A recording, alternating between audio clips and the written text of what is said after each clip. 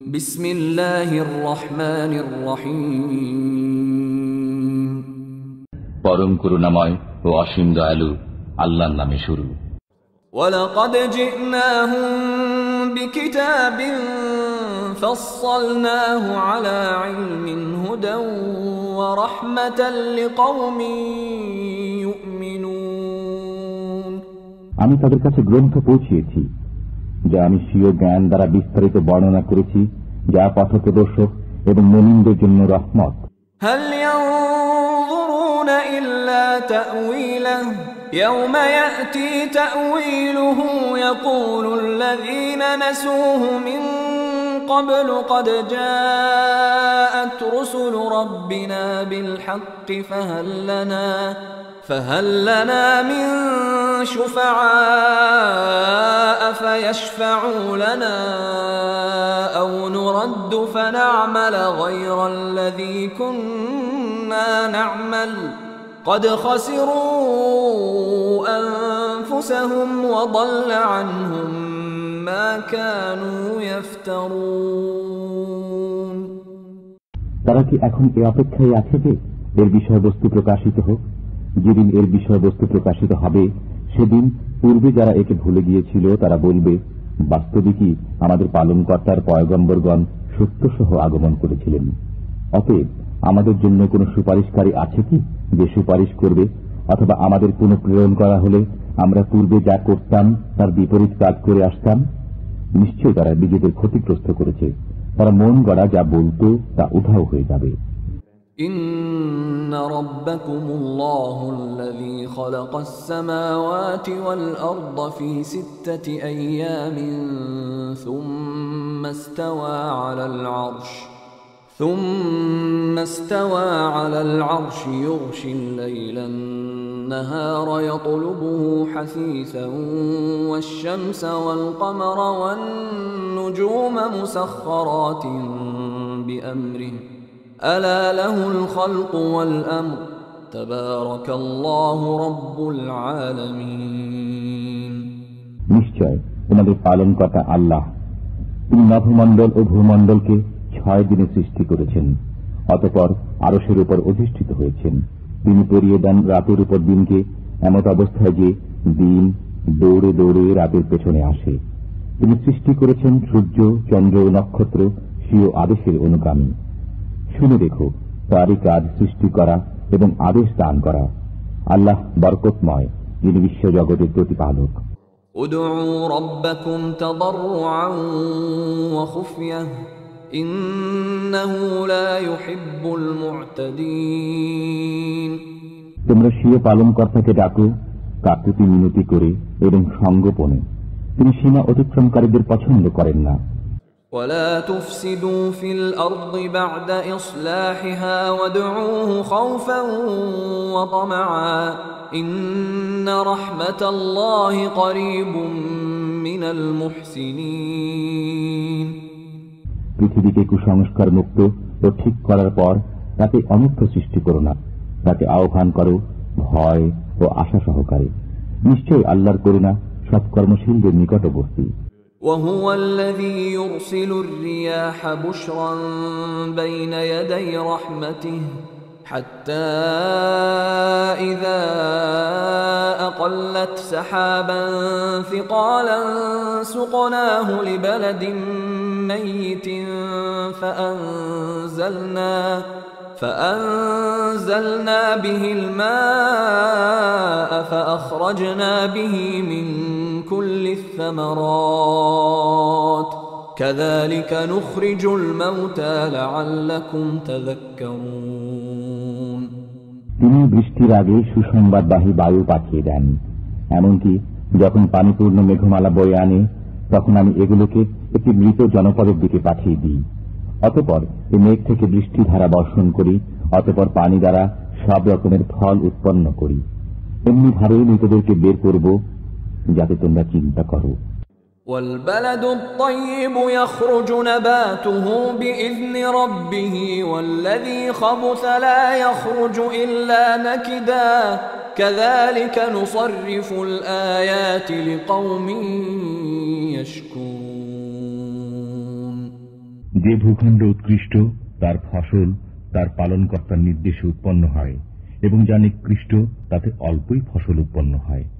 এমনিভাবে আমি আয়াতসমূহ ঘুরিয়ে ফিরিয়ে বর্ণনা করি কৃতজ্ঞ সম্প্রদায়ের জন্য। لقد أرسلنا نوحا إلى قومه فقال يا قوم اعبدوا الله ما لكم من إله غيره فقال يا قوم اعبدوا الله ما لكم من إله غيره إني أخاف عليكم عذاب يوم عظيم।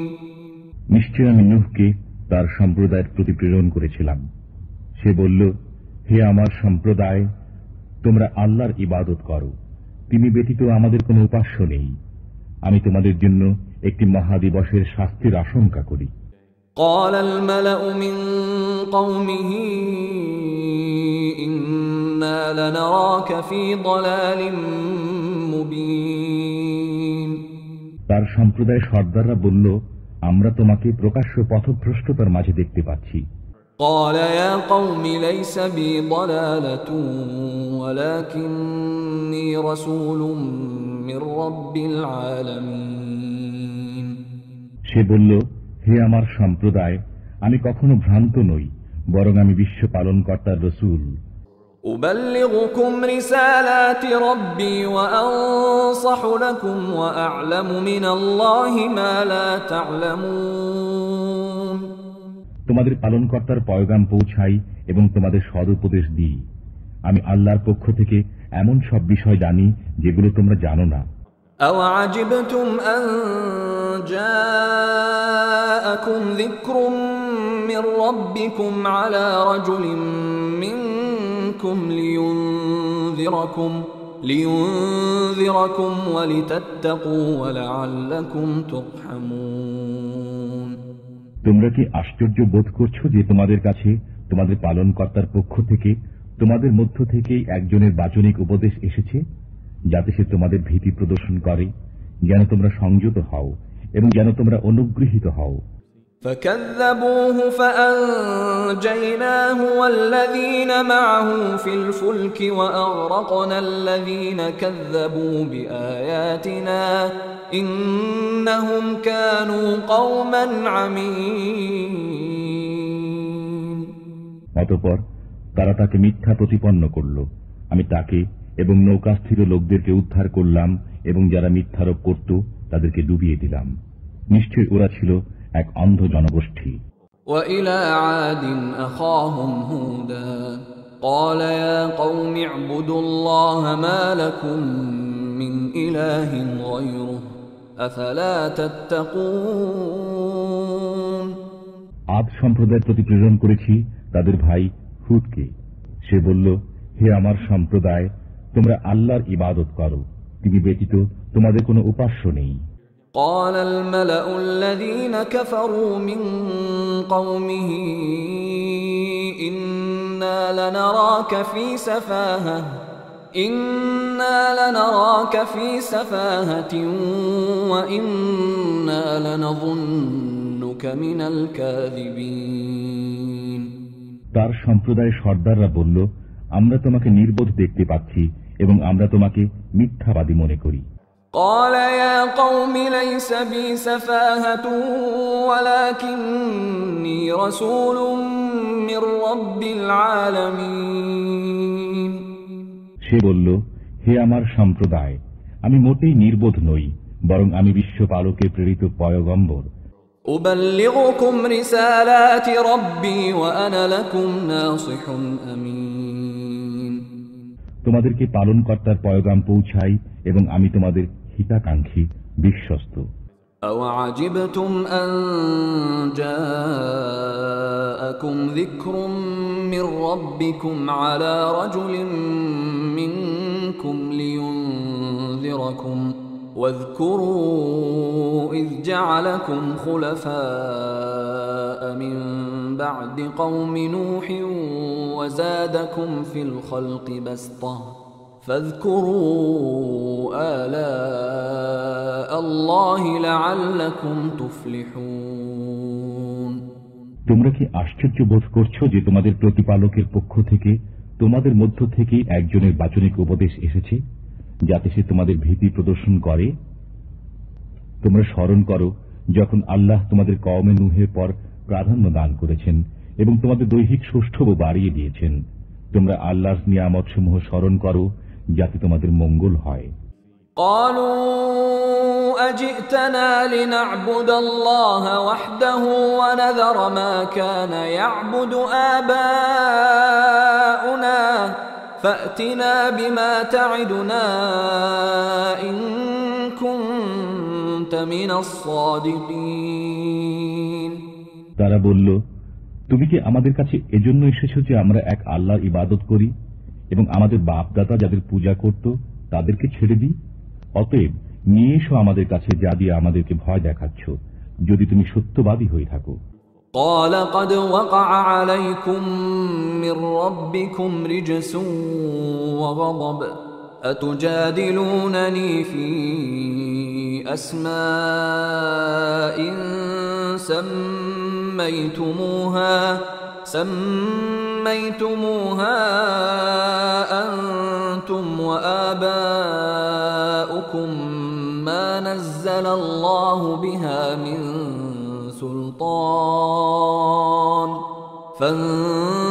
فانتظروا إني معكم من المنتظرين।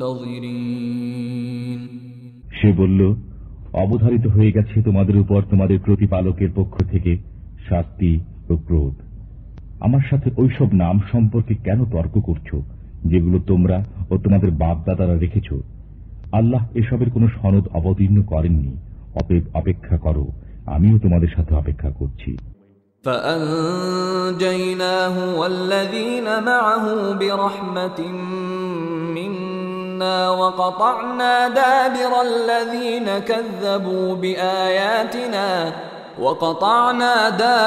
الذين كذبوا بآياتنا وما كانوا مؤمنين। অনন্তর আমি তাকে ও তার সঙ্গীদের স্বীয় অনুগ্রহে রক্ষা করলাম এবং যারা আমার আয়াতসমূহে মিথ্যারোপ করত তাদের মূল কেটে দিলাম। বস্তুত তারা মান্যকারী ছিল না। وإلى ثمود أخاهم صالحا قال يا قوم اعبدوا الله ما لكم من إله غيره قد جاءتكم بينة من ربكم هذه ناقة الله لكم آية فذروها تأكل في أرض الله ولا تمسوها بسوء فيأخذكم عذاب أليم। সামুদ সম্প্রদায়ের কাছে প্রেরণ করেছি তাদের ভাই সালেহকে। সে বলল, হে আমার সম্প্রদায়, তোমরা আল্লাহর ইবাদত করো, তিনি ব্যতীত তোমাদের কোনো উপাস্য নেই। তোমাদের কাছে তোমাদের পালনকর্তার পক্ষ থেকে একটি প্রমাণ এসে গেছে। এটি আল্লাহর উষ্ট্রি, তোমাদের জন্য প্রমাণ। অতএব একে ছেড়ে দাও, আল্লাহর ভূমিতে চড়ে বেড়াবে। একে অসৎভাবে স্পর্শ করবে না, অন্যথায় তোমাদের যন্ত্রণাদায়ক শাস্তি এসে স্পর্শ করবে।